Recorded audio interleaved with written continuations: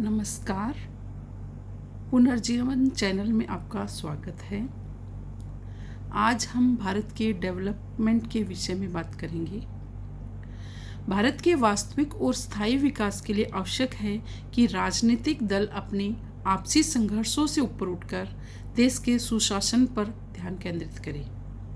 राजनीतिक दलों को अपनी प्राथमिकताएं इस प्रकार निर्धारित करना चाहिए कि वे सत्ता में रहने या सत्ता पाने के लिए नहीं, बल्कि राष्ट्र के दीर्घकालिक विकास और नागरिकों के कल्याण के लिए काम करें। नीतियों का निर्माण इस प्रकार होना चाहिए कि वे राष्ट्र हित में हो, चाहे सरकार में कोई भी पार्टी हो। जब दल बदलते हैं तो नीतियों का एक संतुलन होना चाहिए ताकि लंबे समय तक चलने वाले विकास कार्यों में कोई रुकावट ना आए।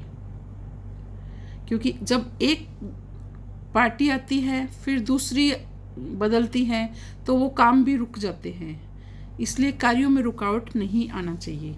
नीतियों की निरंतरता और स्थिरता सुनिश्चित करना आवश्यक है ताकि देश विकास की दिशा में एक संगठित गति बनाए रख सके। राजनीतिक प्रतिस्पर्धा निश्चित रूप से लोकतंत्र का एक स्वाभाविक हिस्सा है, क्योंकि वह विभिन्न दृष्टिकोणों को सामने लाती है।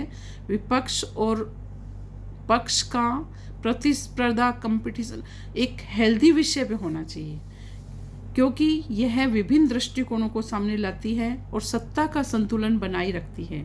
लेकिन जब यह प्रतिस्पर्धा कंपटीशन व्यक्तिगत लाभ और सत्ता संघर्ष में बदल जाती है तो यह राष्ट्रीय विकास को बाधित करती है, यह राष्ट्रीय हित में नहीं होती है।